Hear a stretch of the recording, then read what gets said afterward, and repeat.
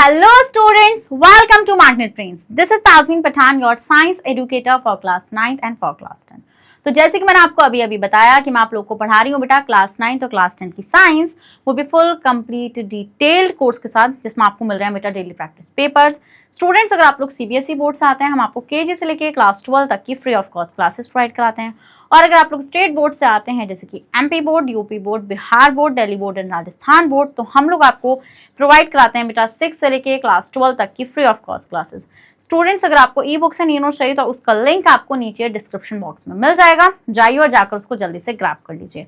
और आप हमें फॉलो कर सकते हैं through YouTube, Facebook, Instagram, Twitter, Telegram and WhatsApp. जल्दी से जाकर इन सबके थ्रू आप हमें फॉलो भी कर लीजिए, क्योंकि आपको पता है कि Magnet Brains is the only platform in India जो आपको प्रोवाइड कराता है बेटा free of cost high quality content. So भाई, विदाउट एनी फर्दर डिले शुरू करते हैं आज का धमाकेदार सेशन, जिसके अंदर हम लोग डिस्कस करने जा रहे हैं बेटा क्या, यूनिवर्सल लॉ ऑफ ग्रेविटेशन। क्या करेंगे डिस्कस? आज करेंगे यूनिवर्सल लॉ ऑफ ग्रेविटेशन को डिस्कस, जो किसके थ्रू दिया गया था बेटा? जो दिया गया था सर आइजैक न्यूटन के थ्रू। तो let's start the session without any further delay.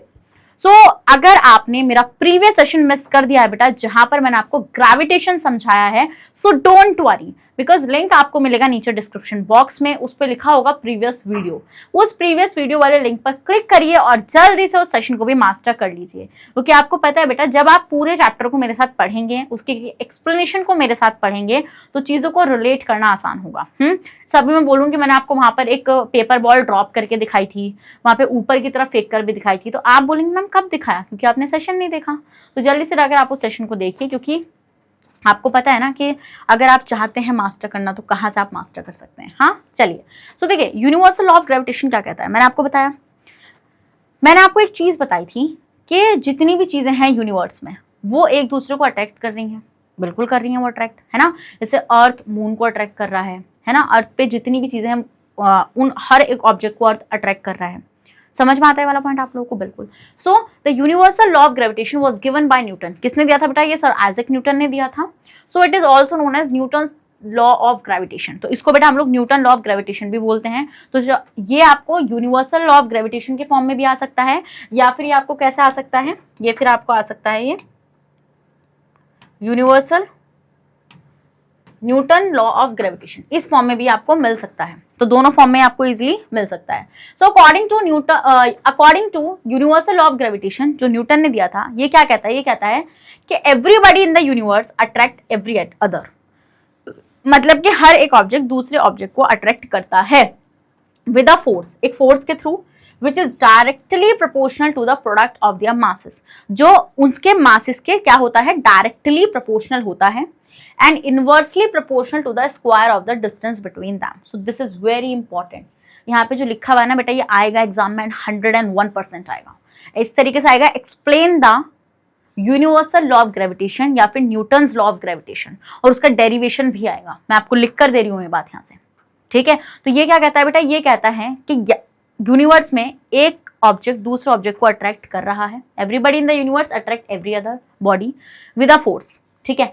And जो वो फोर्स है वो किसके डायरेक्टली प्रोपोर्शनल है बेटा? उसके मासेस के, ठीक है। Which is directly proportional to the product of their masses, मतलब दोनों बॉडीज के मासेस के डायरेक्टली प्रोपोर्शनल है वो फोर्स, ठीक है।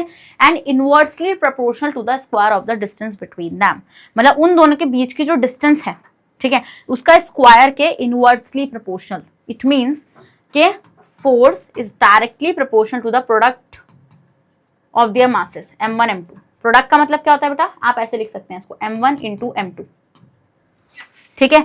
और यही फोर्स आपके इन दोनों ऑब्जेक्ट के बीच में जो डिस्टेंस है, देखो ना यहाँ पे ध्यान से क्या लिखा हुआ है, and inversely proportional to the square of the distance between them.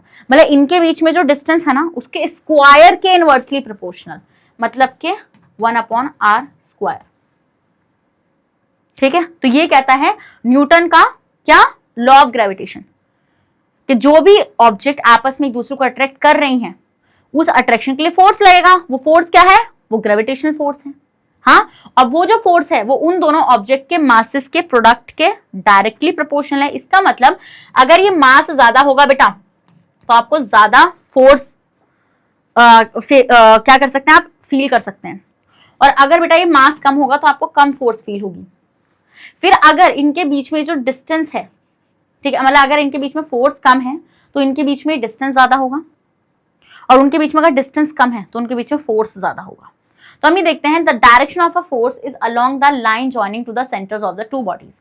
ये जो बेटा डायरेक्शन है ना फोर्स की, वो हमें कैसे पता चलेगी, वो हमें पता चलेगी लाइन को ज्वाइन कर कर between the centres of two body, दो बॉडीज के जो सेंटर्स हैं। इसका मतलब ध्यान से देखो ना, मान लो ये एक बॉडी है, ये दूसरी बॉडी है, इन दोनों के सेंटर्स क्या है, ये बस इन दोनों के सेंटर्स की लाइन को ज्वाइन कर दो, ये और इन दोनों के सेंटर्स को एक लाइन के थ्रू ज्वाइन कर दो, तो ये हो जाएगी बेटा क्या आपकी डिस्टेंस, क्या हो जाएगी बेटा, ये हो जाएगी आपकी डिस्टेंस। ठीक है, समझ में आया, ये डिस्टेंस हो जाएगी। एंड दूसरा इंपॉर्टेंट बात बेटा, ये डायरेक्शन ऑफ फोर्स भी रहेगी। ठीक है, चलो स्क्रीनशॉट ले सकते हो आप इनका। चलो तो अब हम देखेंगे बेटा, suppose two bodies, okay, suppose two bodies, आपके पास दो बॉडीज हैं ए और बी। ठीक है, ए और बी आपके पास दो बॉडीज हैं जिनका मास है m1 और m2। क्या है, m1 और m2 उनका मास है। Are lying at a distance r from each other, जो एक दूसरे से कितने डिस्टेंस पर है, r। ठीक है, मतलब कि देखो ना आप इस फिगर में देखो, ये एक बॉडी है ए, ये एक बॉडी है बी, ए और बी, इसका मास है m1, इसका मास है बेटा m2, और इन दोनों के बीच की जो डिस्टेंस है इसको हम r से रिप्रेजेंट कर रहे हैं। किससे रिप्रेजेंट कर रहे हैं, r से। So let the force of attraction between these two bodies be F. तो इन दोनों बॉडीज के बीच में जो फोर्स है बेटा उसको हम लोग f मान रहे हैं। ठीक है, मान रहे हैं। Now according to the universal law of gravitation, तो अगर हम यूनिवर्सल लॉ ऑफ ग्रेविटेशन को यहाँ पे फॉलो करेंगे तो देखो सिंपल सी बात है, यहाँ पे पूरा पूरा डेरिवेशन है बेटा।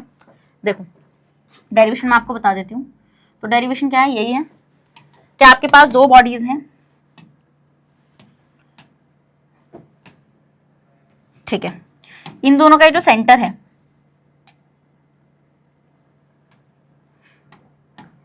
तो इसको मान लो ए बॉडी, इसको मान लो बी बॉडी, इसका कोई मास है m1 और इसका कोई मास है m2। इन दोनों के बीच की जो डिस्टेंस है इसको हम मान रहे हैं r।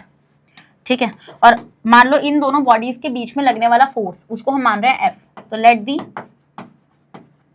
फोर्स f, क्या मान रहे हैं हम उसको f मान रहे हैं। तो अभी आपने न्यूटन का जो लॉ था, न्यूटन लॉ ऑफ ग्रेविटेशन, जो अभी अभी मैंने पीछे आपको पढ़ाया, उससे मैंने आपको ये बताया कि जो आपका फोर्स होता है जो दो बॉडीज के बीच में लगता है वो डायरेक्टली प्रोपोर्शनल होता है to the product of the masses of the bodies.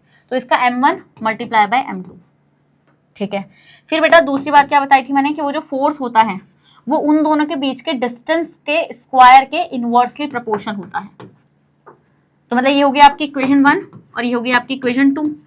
तो अगर आप इन इक्वेशन को रिलेट करेंगे, ठीक है, after relating the equation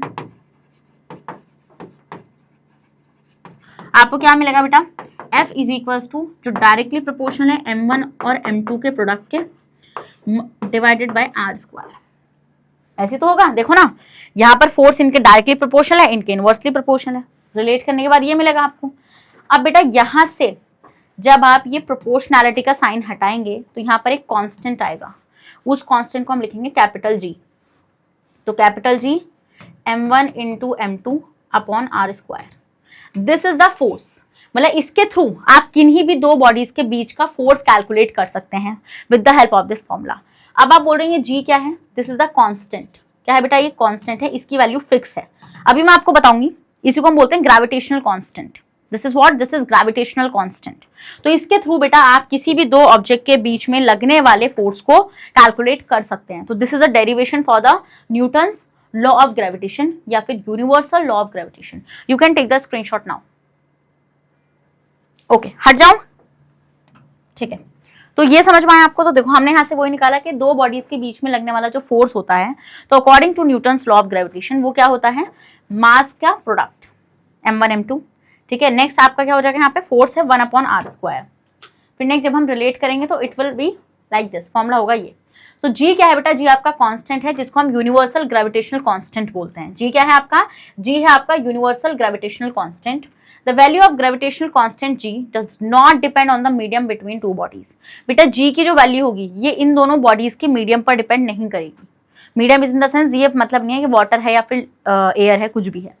it also does not depend on the masses of the bodies, ना ही ये जो बॉडी के मासेज हैं उन पर डिपेंड करेगी और ना ही ये डिस्टेंस पर डिपेंड करेगी। ठीक है, तो मतलब ये आपकी किस किस चीजों पर डिपेंड करेगी वो मैंने आपको बता दिया है। Next, the above formula gives the gravitational force of attraction between two bodies. तो दो बॉडीज के बीच में लगने वाली जो ग्रेविटेशनल फोर्स है वो आप इस मैथ मतलब इससे कैलकुलेट कर सकते हैं इस फॉर्मूले से, ठीक है, easily. Okay, so this formula is applicable anywhere in this universe. इस यूनिवर्स में अगर आपको किसी भी दो ऑब्जेक्ट के बीच का क्या निकालना है बेटा, फोर्स ऑफ अट्रैक्शन, मतलब फोर्स ऑफ अट्रैक्शन निकालना है, which is called gravitational force, तो आप इजिली कैलकुलेट कर सकते हैं। And it is mathematical expression of universal law of gravitation. तो ये जो मैंने आपको कराया ना बेटा यहाँ पर, दिस इज द मैथमेटिकल, लिख लें आप, हेडिंग डाल लें, mathematical expression for the universal law of gravitation.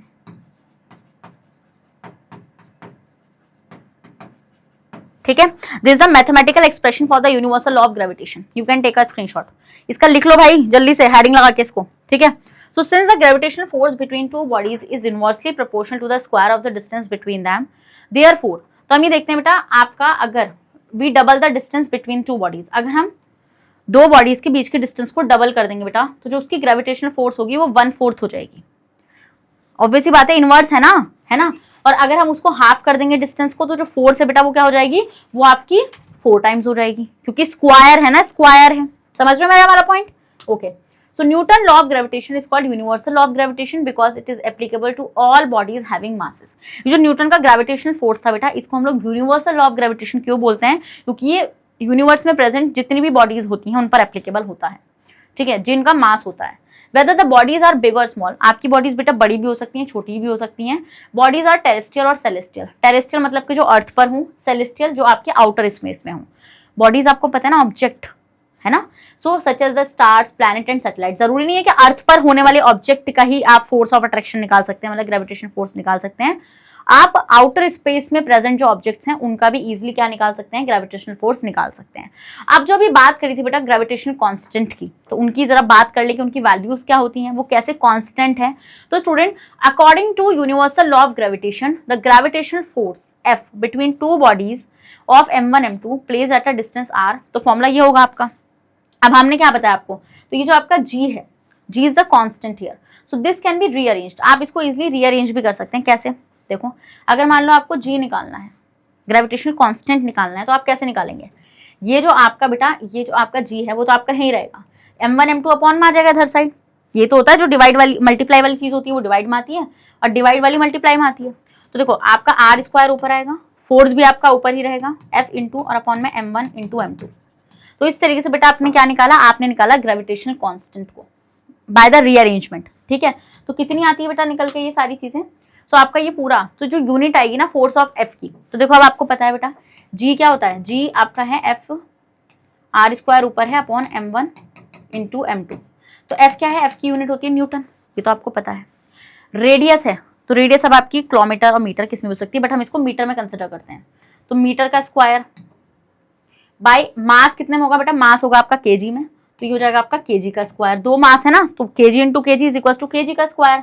तो इसका मतलब Newton metre square per KG square, per KG square. समझे कैसे? देखो अब इधर देखो, कोई दिक्कत की बात नहीं, ध्यान से देखो, ध्यान से देखो। रीअरेंज कैसे किया हम लोगों ने इसको, हमने ऐसा, हमने जी की वैल्यू यूनिट निकालनी थी ना हमें, तो जी की यूनिट हमने कैसे निकाली, जी की हमने यूनिट निकाली ऐसे, आपका m1 m2 तो नीचे आ जाएगा और r स्क्वायर ऊपर चला जाएगा, फोर्स के मल्टीप्लाई में तो है ये पूरी चीज, क्योंकि जी फोर्स तो इधर ही रहेगा, r ही ऊपर जाएगा सिर्फ इधर साइड।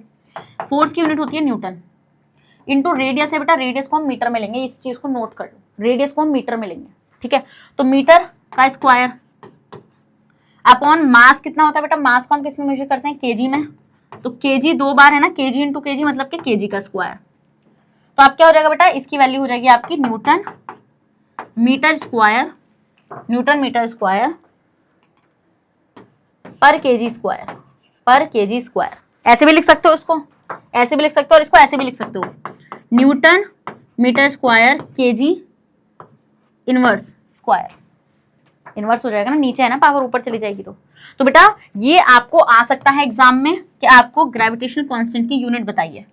कैसा आएगा बेटा आपको ये वाला क्वेश्चन, ये क्वेश्चन आएगा, आपको एक्सप्रेशन बताना है for the law of gravitation का, ये तो ऐसा आएगा, ये पूरा डेरिवेशन तो ऐसा आएगा। और ये क्वेश्चन कैसा आएगा बेटा, ये आएगा आपका यूनिट ऑफ ग्रेविटेशनल कांस्टेंट।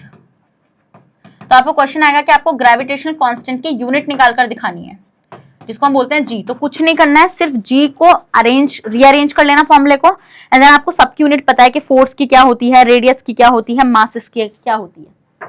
ठीक है, तो बेटा 2 क्वेश्चन मैंने आपके यहां से बनवा दिए। कितने? 2 क्वेश्चन आपके आएंगे, एंड वेरी इंपॉर्टेंट। दोनों ही क्वेश्चन क्या है बेटा? दोनों ही क्वेश्चन काफी इंपॉर्टेंट है, क्योंकि यहीं से न्यूमेरिकल्स आते हैं। न्यूमेरिकल्स भी यहीं से आएंगे, इस फॉर्मूले से न्यूमेरिकल्स भी आएंगे। ठीक है, और यहाँ से यूनिट मैंने आपको निकालनी सिखा दी है, तो यहाँ से बहुत इंपॉर्टेंट है, क्योंकि यहाँ से आपके न्यूमेरिकल्स भी आते हैं। क्या आएंगे बेटा? न्यूमेरिकल्स भी आपके यहीं से आएंगे। स्क्रीनशॉट ले लो जल्दी से। ले लिया? आगे बढ़ूं? ठीक है, आगे बढ़ते हैं। तो आपको समझ में आ गया बेटा किस तरीके से आपको यूनिट निकालनी है।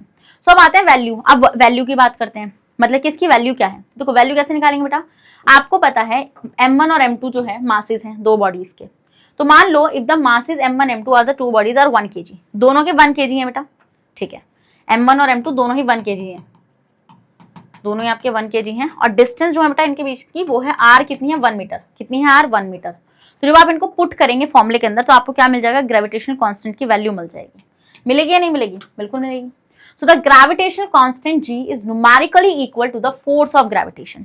तो बेटा हम ये देखते हैं कि जो आपकी ग्रेविटेशनल कांस्टेंट की वैल्यू होती है वो इक्वल होती है फोर्स ऑफ ग्रेविटेशन के, मतलब ग्रेविटेशन फोर्स के इक्वल होती है, विच एग्जिस्ट बिटवीन 2 बॉडीज, जो 2 बॉडीज के बीच में एग्जिस्ट करता है, of a unit mass is kept in a unit distance from each other. The value of gravitational constant, ये आपको याद रखनी है बेटा g की वैल्यू। ये क्यों याद रखनी पड़ेगी, क्यों आपको याद करनी पड़ेगी? क्योंकि बेटा न्यूमेरिकल्स में आपको इसको यूज करना पड़ेगा। ठीक है, तो आप कैसे याद करेंगे? 6.67, कैसे? 6.67 into 10 to the power -11 Newton metre square per kg square.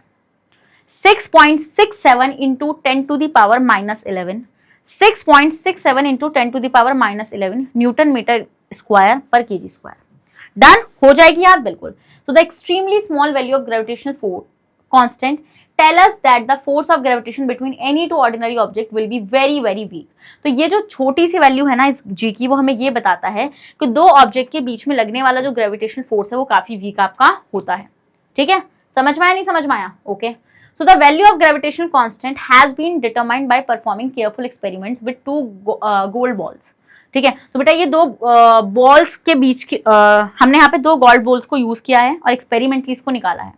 2 heavy gold balls were suspended near each other.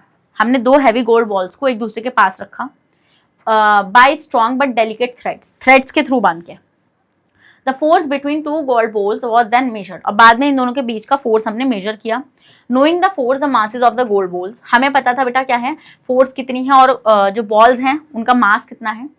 The distance between them, the value of g was calculated. उसके बाद बेटा हमने इस g की वैल्यू को कैलकुलेट किया है using Newton gravitational formula, उस फॉर्मूले को यूज कर। ठीक है, so the experiment with gold balls gave the value of gravitation constant g 6.67 into 10 to the power -11 Newton metre square per kg square. ठीक है, तो इस एक्सपेरिमेंट को करने के बाद हमें ये g की वैल्यू मिली है। सो प्लीज नोट दैट दो the exact value of gravitational constant is इतना। बेटा क्या होती है? एग्जैक्ट वैल्यू ये होती है, but many times it is taken as, but ज्यादातर हम लोग कैसे लेते हैं बेटा इसको? In the numerical problem just for the sake of convenience हम इसको the formula is equals to this can be used to calculate the gravitational force anywhere in the universe. समझ में आया बेटा आप लोगों को वाली चीज कि आप वैसे तो वैल्यू होती है 6.67, बट आप न्यूमेरिकल फॉर्मूलाज को इजीली सॉल्व करने के लिए 6.7 लिखते हैं। तो आपको 6.67 ना यूज करके वहां पे क्या यूज करना है? 6.67 ना यूज करके 6.7 यूज करना है। समझ गए कि जब मान लो आपके पास फॉर्मूला है, मान लो आपको फोर्स कैलकुलेट करनी है किन्हीं 2 बॉडीज के बीच में लगने वाली, तो F is equal to g m1 m2 by r square. तो आपको यहाँ पे g की वैल्यू में क्या लिखना है बेटा? आपको लिखना है 6.7 इंटू 10 to the power -11। ये आपको लिखना है, प्लीज नोट। ठीक है, कभी ये लिख के बैठे और सॉल्व नहीं हो रही प्रॉब्लम आपसे। So in all the cases the value of g is 6.67 है ना। m1 m2 are the masses, r is the distance between them. The force of gravitation is a vector quantity. बेटा हम ये देखते हैं कि ये आपकी वेक्टर क्वांटिटी होती है। मैंने आपको 2 क्वांटिटीज पढ़ाई थी बेटा, एक होती है स्केलर क्वांटिटी पहले चैप्टर में और एक होती है वेक्टर क्वांटिटी। स्केलर क्वांटिटी कौन सी होती है बेटा? जिसका सिर्फ मैग्नीट्यूड होता है। मैग्नीट्यूड का मतलब क्या होता है बेटा? जिसका सिर्फ एक मतलब कि आपने अगर ये लिख दिया ना 6 किलोमीटर, तो मतलब हम मान लेंगे कि हाँ भैया 6 किलोमीटर। बट वेक्टर क्वांटिटीज कौन सी होती है बेटा? वेक्टर क्वांटिटीज होती हैं जिनका मैग्नीट्यूड भी होता है और डायरेक्शन भी होती है। So and it act along the line joining the centres of the mass of the body. हम ये देखते हैं बेटा ये आपकी वेक्टर क्वांटिटी क्यों है, क्योंकि देखो इसका मैग्नीट्यूड तो कुछ ना कुछ आएगा इस फोर्स का, है ना। मान लो 5 आ गया निकल के। अब Newton metre square per KG square. अब डायरेक्शन भी आपको पता होती है बेटा, डायरेक्शन कहाँ पर होती है इसकी डायरेक्शन होती है जब आप लाइन को ज्वाइन करते हैं ना, अलोंग द लाइन ज्वाइनिंग। ये दो सेंटर्स को जब आप जोड़ेंगे ना, इस लाइन के अलोंग आप इस फोर्स को कैलकुलेट कर रहे होते हैं। तो मतलब कि यहाँ पे डायरेक्शन भी मेंशन आप कर रहे हैं, इसलिए क्या होती है बेटा, इसलिए आपकी होती है vector quantity. Gravitational force between object of small and big size. हम ये देखते हैं बेटा, अगर आपको ऑब्जेक्ट है, ठीक है, स्मॉल और बिग साइज की, तो आपकी ग्रेविटेशनल फोर्स क्या होगी। देखो, so suppose 2 balls 1 kg each are placed with their centres 1 metre apart, then they attract each other. ये बोले बेटा दो बॉल्स हैं आपके पास 1 kg की, ठीक है, और इन दोनों के बीच की डिस्टेंस कितनी है 1 मीटर। आर कितनी है 1 मीटर, m1 कितना है 1 kg, m2 कितना है 1 kg, ठीक है। सो पुटिंग g, अब आप इस g को कैलकुलेट करके आप फोर्स निकाल सकते हैं। कैसे निकालोगे, देखो फोर्स क्या होगा, फोर्स होता है आपका m1 m2 by R square. तो g की वैल्यू क्या बताई है मैंने 6.7 इंटू 10⁻11, यही रखनी है आपको। मास कितना है 1 इंटू 1, आर कितना है 1 का स्क्वायर। तो मतलब ये फोर्स कितनी आएगी बेटा, फोर्स निकल कर आएगी आपकी 6.7 इंटू 10⁻11 न्यूटन। कितनी आएगी, न्यूटन। समझ गए वाला पॉइंट कि नहीं समझे। यहाँ पे मतलब ना न्यूटन मीटर स्क्वायर, ठीक है, क्योंकि फोर्स है वो ग्रेविटेशनल कांस्टेंट की वैल्यू है। तो आपकी फोर्स किसके इक्वल आ गई बेटा, आपकी फोर्स आ गई ग्रेविटेशनल कांस्टेंट के इक्वल। तो इस तरीके से आपको इन फॉर्मुलाज को यूज करना और कैलकुलेशंस करनी है। स्क्रीनशॉट लो, ले लिया, बिल्कुल। सो it is obvious that the gravitational force of attraction between 2 balls, अगर कोई 2 बॉल है बेटा और उनका मास 1 kg का है, ठीक है, और जो सिर्फ 1 मीटर अपार्ट रखी हुई है, तो हम ये देखेंगे काफी स्मॉल फोर्स होगी, बहुत ही छोटी फोर्स होगी। सो दो the various object on this earth attract one another constantly, they do not cause any motion because the gravitational force of attraction between them is very small. अब एग्जाम्पल लेते हैं बहुत easy, 2 pen लो, ठीक है। जब उन पेन को आप रखोगे तो आप देखोगे बेटा आपको मोशन करते हुए नजर नहीं आएंगे, क्योंकि उनके बीच में जो लगने वाला ग्रेविटेशनल फोर्स है वो बहुत ही स्मॉल है, क्योंकि मासेस कम है उनके, ठीक है। At least one of the bodies is large. अगर आपको मोशन कराना है उन 2 ऑब्जेक्ट में, तो आपकी एक बॉडी को लार्ज होना पड़ेगा। अब याद करो, एप्पल ऊपर से नीचे क्यों गिरा, क्यों एप्पल का मोशन नजर आया आपको, क्योंकि बेटा अर्थ का मास बहुत ज्यादा है एज कंपेयर टू एप्पल मास, तो इस वजह से तो बेटा आपको मोशन होता हुआ नजर आया। तो अगर आपकी एक बॉडी का जो मास है वो ज्यादा होता है बेटा, तो जो ग्रेविटेशनल फोर्स होती है वो काफी ज्यादा लार्ज होती है। जैसे कि earth has a very large मास, अगर मैं बात करूं बेटा अर्थ का बहुत ही लार्ज मास होता है, and this force is quite large, और ये फोर्स काफी लार्ज होगा। तो कोई भी अर्थ और दूसरा ऑब्जेक्ट, अर्थ और अर्थ के बीच में कोई भी ऑब्जेक्ट, मतलब मान लो आप अर्थ और एप्पल की बात कर रहे हो, तो आपको मोशन होता हुआ क्यों नजर आ रहा है, क्योंकि यहाँ पे फोर्स ज्यादा है, क्योंकि मास ज्यादा है। बताया था ना आपको, अगर मास ज्यादा है तो फोर्स ज्यादा है और एक्सेलरेशन कम है, और अगर मास कम है तो फोर्स कम है और एक्सेलरेशन ज्यादा है।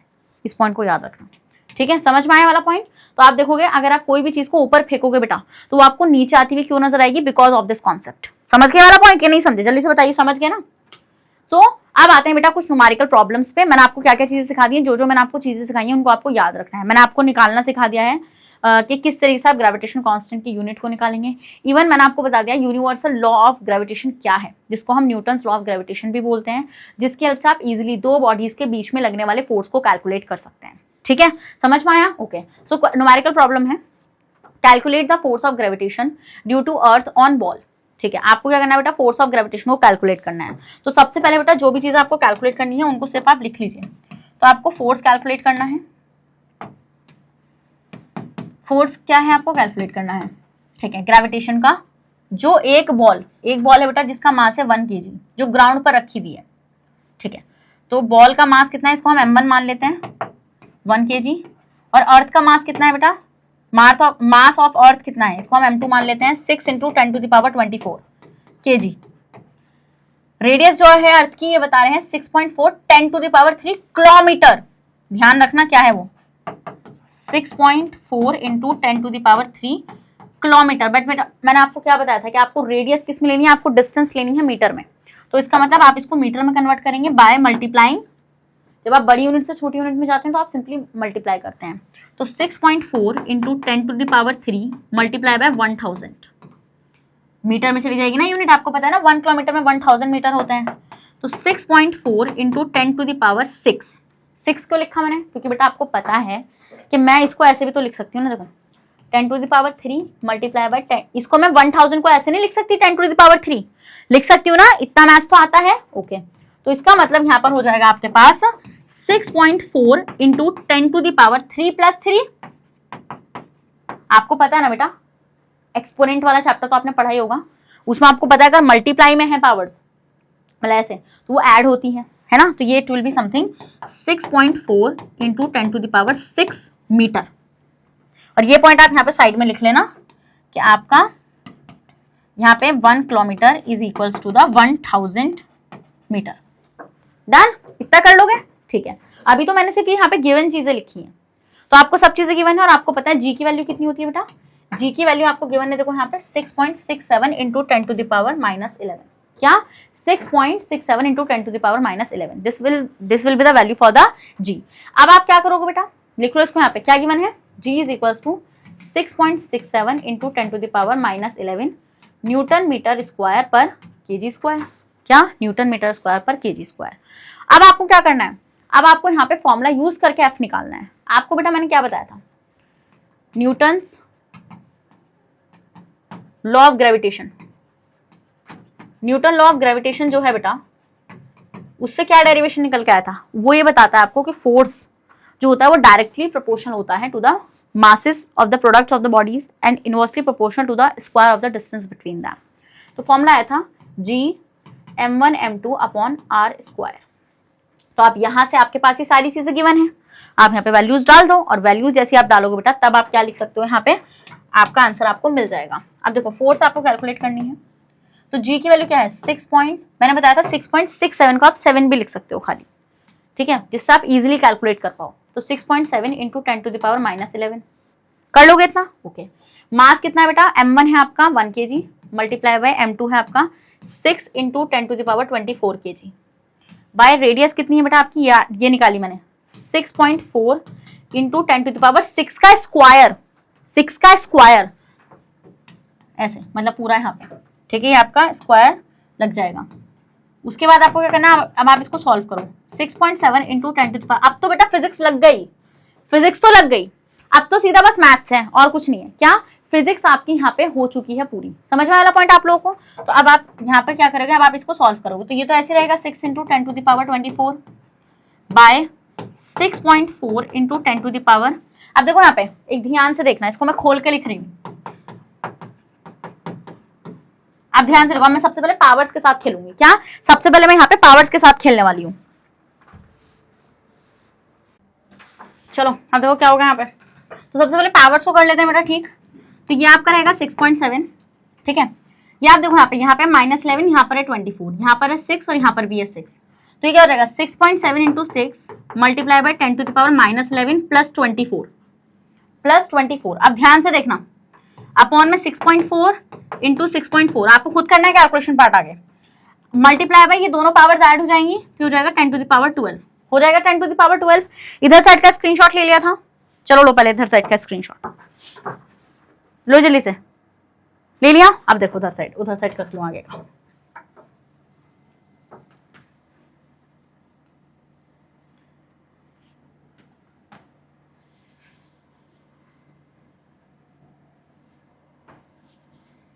अब देखो, अब क्या करा है हम लोगों ने यहाँ पे, जो हमने करा है उसके आगे कंटिन्यू करेंगे। तो अब ध्यान से एक चीज ऑब्जर्व करो, क्या ये आपकी जो पावर है इधर साइड ये ऊपर जा सकती है ना, जा सकती नहीं जा सकती, बिल्कुल जा सकती है, बट इधर साइड ये प्लस में ऊपर ये माइनस में हो जाएगी। तो इसका मतलब 6.7 into 6 by 6.4 into 6.4 multiply by 10⁻11 plus 24 minus का 12, ठीक है।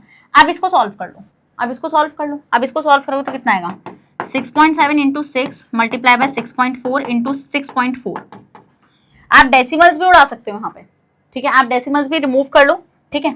तो आप यहाँ से अगर डेसिमल को रिमूव करोगे तो ऊपर 2 0 ऐड हो जाएंगे, होंगे नहीं होंगे ऊपर, मतलब कि ऊपर पावर एक और +2 हो जाएगी और पावर, ठीक है। और यहाँ पर आप एक और ऊपर देखो, मान लो आपने 2 0 बढ़ाए और ऊपर से आप एक डेसिमल रिमूव करोगे तो नीचे 1 0 बढ़ेगा, तो ये 0 से 0 कैंसिल हो जाएगा, मतलब कि एक पावर ऊपर ऐड हो जाएगी, तो इट विल बी ये आपका 12 हो जाएगा। हो नहीं जाएगा, नहीं हो जाएगा, बिल्कुल हो जाएगा। इस तरीके से करोगे सॉल्व तो अब आपका क्या है, ऊपर एक 10 आ गया, तो मतलब ये हो जाएगा आपका, मैं इस 10 को हटा के क्या मैं ऐसे लिख सकती हूँ, 10 माइनस 12 प्लस 24 माइनस 20 माइनस 12, तो ये तो कैंसिल ही हो जाएगी, सारी पावर्स कैंसिल हो जाएंगी, ठीक है, क्योंकि आप देखो ना यहाँ से ये आपका कैंसिल, ये आपका 24 हो जाएगा, तो माइनस का 24 प्लस का 24 यहाँ पे 0 हो जाएगी, तो वैल्यू हो जाएगी यहाँ पे 1। अब उसके बाद आप इस वाले पार्ट को सॉल्व कर लो। अब आप इस कैलकुलेशन को खुद से प्रोसीड करो, ठीक है, खुद से करो उसको होमवर्क से, और जब आप इसको प्रोसीड करोगे तो आपका आंसर किसमें आ जाएगा बेटा, आपकी फोर्स आ जाएगी न्यूटन में, ठीक है। तो आप इसका स्क्रीनशॉट लो, पहले आप यहाँ पे इसका आंसर लिखना है आप लोगों को खुद से कैलकुलेट करके, ले लिया। अब देखो चलो, समथिंग इसका आंसर 9 के समथिंग आना चाहिए, ठीक है। तो ये आप करोगे इतना इतना इतना इतना कैलकुलेशन करोगे, देखो वही आया 9.8 न्यूटन। कितना आ रहा है बेटा, 9.8 न्यूटन आ रहा है, ठीक है, इतना आपका आएगा, और आप इसको कैलकुलेट करो अच्छे से। नेक्स्ट आते हैं बेटा आपका, तो आपका अर्थ कितना, the earth exert a gravitational force of 9.8 Newton. तो अर्थ कितना ग्रेविटेशनल फोर्स लगाएगी बेटा उस बॉल पर जिसका मास 1 kg है, 9.8 न्यूटन का फोर्स लगाएगी। This is comparatively large force, this is due to this. तो बेटा ये एक लार्ज फोर्स है जिसकी वजह से हम देखेंगे कि आपकी जो 1 kg की बॉल है वो अगर आप किसी हाइट से ड्रॉप करेंगे तो वो नीचे की तरफ गिर जाएगी, फॉल्स टुवर्ड्स द अर्थ, ठीक है। ओके, कहाँ गया, ठीक है। अब देखो, we can not ignore the gravitation force between 1 kilogram mass to the earth because it is quite large and when the both objects are very big. अब मान लो दोनों ही ऑब्जेक्ट बहुत ज्यादा बड़ी हैं, तो उनका काफी बड़ा मास है, तो उनके बीच की जो ग्रेविटेशनल फोर्स है बेटा वो भी बहुत ज्यादा बड़ी होगी फॉर श्योर, है ना। सो फॉर एग्जाम्पल, जैसे एग्जाम्पल लेते हैं sun, the earth and the moon, इनका एक्सट्रीमली लार्ज मास होता है, therefore the gravitational force of attraction between the sun, the earth और between the earth and the moon is extremely large. तो इनके बीच में जो बेटा ग्रेविटेशनल फोर्स प्रेजेंट होता है वो एक्सट्रीमली क्या होता है आपका, लार्ज होता है। क्या होता है बेटा, एक्सट्रीमली लार्ज होता है। समझ में आने वाली चीज आप लोगों को? Yes ma'am. तो देखो सन का मास, देखो सन का मास कितना दिखा रखा है बेटा इन्होंने, 2 × 10⁻30 kg। कितना, 2 × 10⁻30 kg इन्होंने इसका मास दिखा रखा है, मतलब कि विच इज इतना मास केजी में, ठीक है। अर्थ का देखो, अर्थ का है 6 × 10⁻24 kg, मतलब कि इतना ज्यादा मास। नेक्स्ट मून का देखो, मून का है 7.4 × 10⁻24 kg, मतलब इतना ज्यादा मास। तो आप देख रहे हैं बेटा कितना ज्यादा मास है, तो इनका जो ग्रेविटेशनल फोर्स है वो भी तो तगड़ा होगा ना। हाँ, इनके बीच में जो लगने वाला ग्रेविटेशनल फोर्स होगा वो भी तगड़ा होगा। अब देखो निकालते हैं। Next, the mass of the earth is इतना, ओके, अर्थ का मास कितना है बेटा, इतना है, and that of the moon is इतना, मून का उतना है। अभी आपने देखा, if the distance between the earth and moon भी इतना, अगर डिस्टेंस जो है मून और अर्थ के बीच का इतना है, कैलकुलेट द फोर्स एक्सर्टेड, और आपको यहाँ पे फोर्स कैलकुलेट करना है, और आपकी जी की वैल्यू यहाँ पे गिवन है। तो मैं आपको पूरी फिजिक्स बताऊंगी, मैथ्स आपको खुद से कैलकुलेट करनी है इसकी। चलो, तो देखो क्या करना है बेटा, यहाँ पे आप ध्यान से देखो क्या क्या गिवन है। सबसे पहले लिखो गिवन, ठीक है। गिवन में क्या क्या है बेटा, मास ऑफ अर्थ, मतलब मास ऑफ अर्थ, एम लिख रही हूँ मैं इसको, which is 6 × 10⁻24 kg। Next, mass of moon, moon का mm लिख रही हूं मैं इसको, which is 7.4 × 10⁻22 kg। So if the distance between the earth and the moon be, तो डिस्टेंस क्या है बेटा r, ये कितना है 3.84 × 10⁵ किलोमीटर। बट ध्यान रखना किलोमीटर में है बेटा, रेडियस आपको किस में लेनी होती है, रेडियस आपको मीटर में लेनी होती है।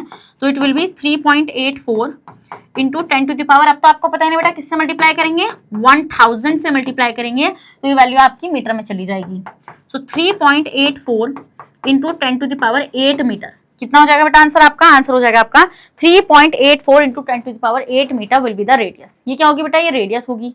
और जी की वैल्यू कितनी गिवन है बेटा, जी की वैल्यू गिवन है आपको 6.67 × 10⁻11, तो मतलब कि जी की वैल्यू हो जाएगी 6.7 × 10⁻11 newton metre square per kg square. और यूनिट जरूर लिखनी है, यूनिट्स किसी की नहीं छोड़नी है गिवन में भी। अब क्या करना है बेटा, आपको फोर्स कैलकुलेट करना है। तो टू कैलकुलेट क्या करना है, फोर्स आपको कैलकुलेट यहाँ पे करना है। तो कैसे कैलकुलेट करेंगे, by using the Newton's law of gravitation, ठीक है। वो क्या बताता है, वो आपसे ये तो कहता है F = G m1 m2/r²। क्या, F = G m1 m2/r²। अब आप वैल्यूज पुट करो यहाँ पे, तो G की वैल्यू क्या हो जाएगी 6.7 × 10⁻11, क्या 6.7 × 10⁻11 इंटू m1 कितना है, मतलब मास ऑफ अर्थ कितना है 6 × 10⁻24। ये माइनस का नहीं है, कभी माइनस समझो इसको। और बेटा मून का कितना है 7.4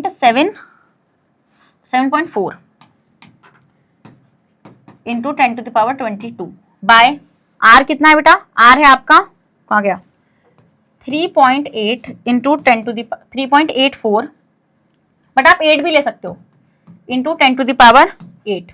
ठीक है, इतना ले लेना और अब इसको पूरे को सॉल्व करना है आपको। ठीक है, वही करना सबसे पहले बेटा, पावर्स को देखना है आपको, बट इसका स्क्वायर होगा यहाँ पे।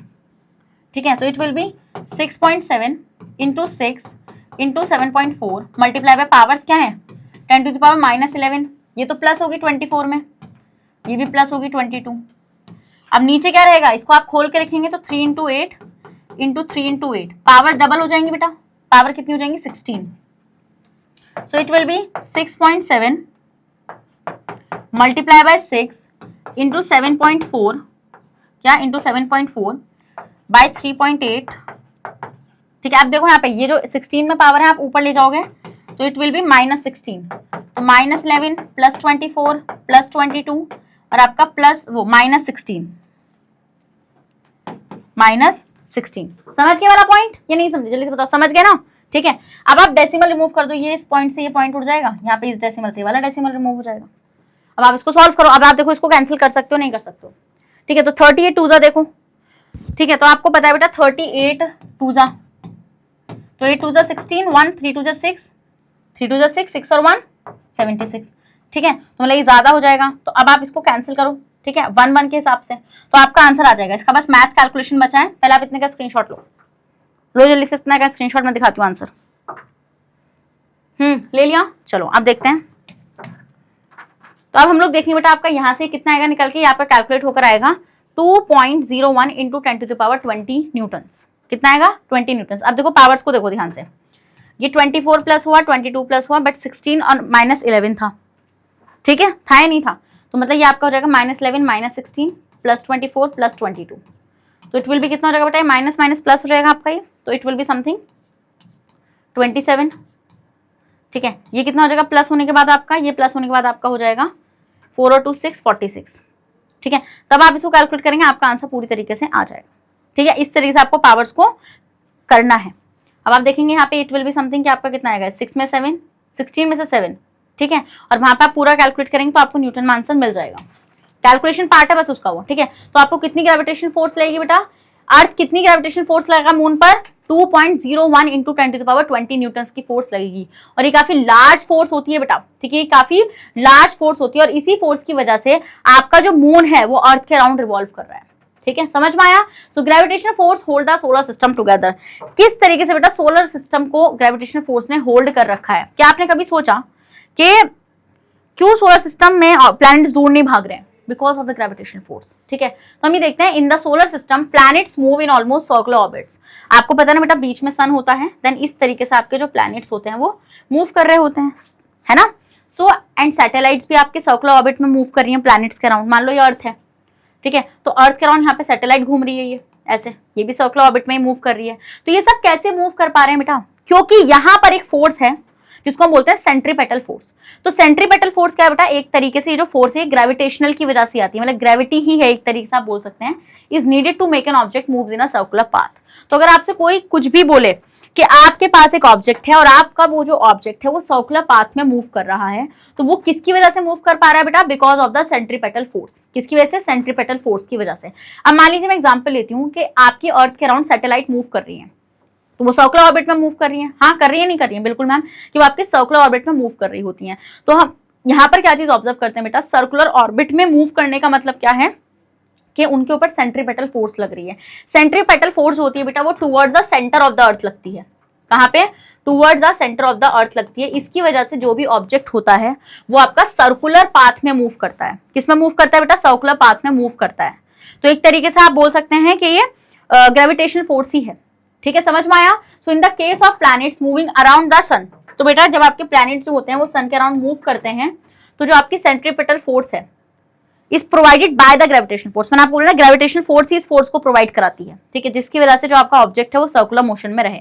So in the case of satellites moving around the planets, the centripetal force is provided by the gravitational force to the planets. जैसे मैंने आपको ये चीज बताई थी बेटा कि मैंने आपको एक्टिविटी भी कराई थी 9.1, वो एक्टिविटी में मैंने आपको ये चीज बताई थी कि आप अगर स्टोन को टाई कर रहे हैं और वो ऐसे सर्कुलर ऑर्बिट में मूव कर रहा है, क्यों कर पा रहा है, because of the centripetal force, जो एक ग्रेविटेशनल फोर्स की वजह से है, जिसकी वजह से जो आपका ऑब्जेक्ट है, अब वो फोर्स कहाँ लगती है, सेंटर में लगती है।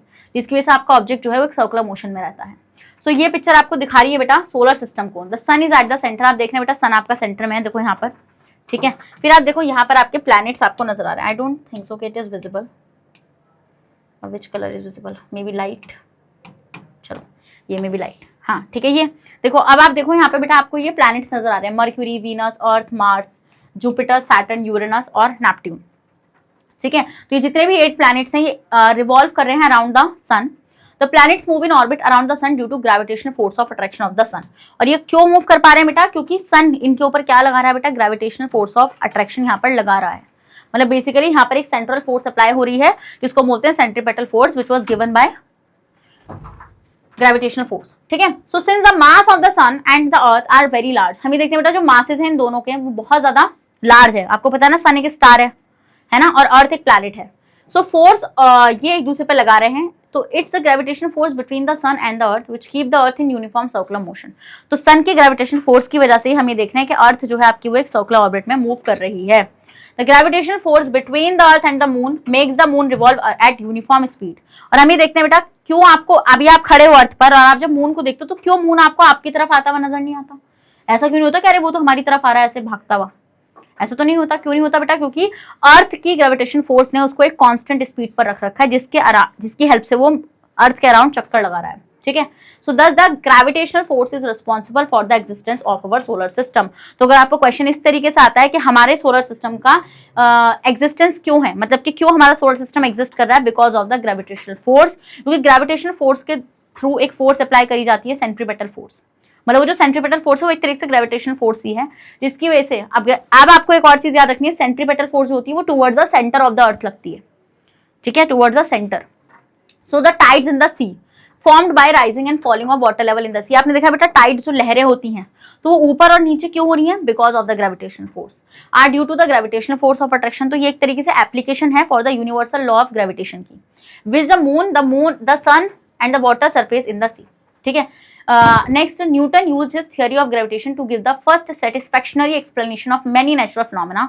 तो बेटा न्यूटन के इसी लॉ को हमने यूज किया, इस ग्रेविटेशन थ्योरी को यूज किया, जिससे हम बहुत सारे नेचुरल फिनोमेना का क्या बता पाए, एक्सप्लेनेशन दे पाए। जैसे कि मोशन ऑफ प्लैनेट्स का मोशन क्यों है ना, किस तरीके से वो एक सर्कुलर ऑर्बिट में ही मूव कर रही हैं, इस चीज को भी एक्सप्लेन किया न्यूटन के ही लॉ ने। Next, around the sun, sun के अराउंड क्यों घूम रही है, ठीक है। Motion of moon around the earth के अराउंड मून का motion, and formation of tides in the sea. और जो सी के अंदर जो टाइड्स बनती हैं, जो लहरें बनती हैं, इस चीज का भी एक्सप्लेनेशन है वो किसने दिया था बेटा?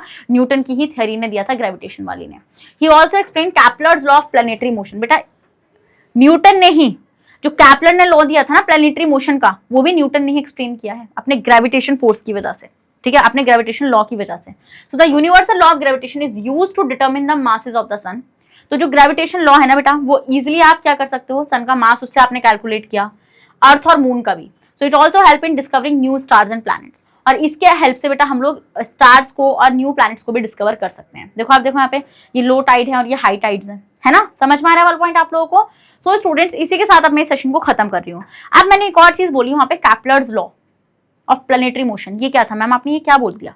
डोंट वरी, नेक्स्ट सेशन इसी पर ही है। नेक्स्ट सेशन में बेटा मैं आपको बताऊंगी कैपलर्स लॉ ऑफ क्या, प्लैनेटरी मोशन, किस तरीके से न्यूटन ने एक्सप्लेन किया, ठीक है, किस तरीके से न्यूटन ने एक रिलेशनशिप एस्टैब्लिश किया, ठीक है, और कैसे वो एक्सप्लेन कर पाया कैपलर के लॉ को। कैपलर के लॉ क्या थे, ये सारी चीजें बेटा हम लोग नेक्स्ट सेशन में देखेंगे। बट वो जो लॉज हैं वो आपके डिटेल एक्सप्लेनेशन में नहीं है, वो सिर्फ मैं ऊपर ऊपर से टच करके निकलूंगी, क्योंकि आपका वो डिटेल एक्सप्लेनेशन क्लास 11 की फिजिक्स में आता है। एट योर लेवल जितना मैं पढ़ा रही हूँ उतना सिर्फ रिक्वायर्ड है। तो स्टूडेंट्स, इसी के साथ इस सेशन को यहीं पर एंड करते हैं। आपको पता है बेटा कि मैग्नेट ब्रेन्स आपको हाई क्वालिटी कंटेंट प्रोवाइड कराता है। अगर आप लोग सीबीएसई बोर्ड से आते हैं, हम आपको केजी से लेके क्लास 12 तक की free of cost classes provide कराते हैं। और अगर आप लोग स्टेट बोर्ड से आते हैं, जैसे कि MP board, UP board, Bihar board, Delhi board and Rajasthan board, तो हम लोग आपको प्रोवाइड कराते हैं बेटा 6 से लेके क्लास 12 तक की free of cost classes. Students, अगर आपको ई बुक्स एंड नोट्स चाहिए तो उसका लिंक भी आपको नीचे डिस्क्रिप्शन बॉक्स में मिल जाएगा, तो जाइए और जल्दी से उसको ग्रैब कर लीजिए। और आप हमें फॉलो कर सकते हैं through YouTube, Facebook, Instagram, Twitter, Telegram, WhatsApp. जल्दी से इन सबके थ्रू आप हमें फॉलो भी कर लीजिए। अब मैं मिलूंगी आपसे नेक्स्ट सेशन में। मैंने आपको बता दिया है नेक्स्ट सेशन क्या रहेगा, तो जब तक अपना ख्याल रखेगा, बने रहेगा मेरे साथ मैग्नेट ब्रेन्स पर। Thank you so much.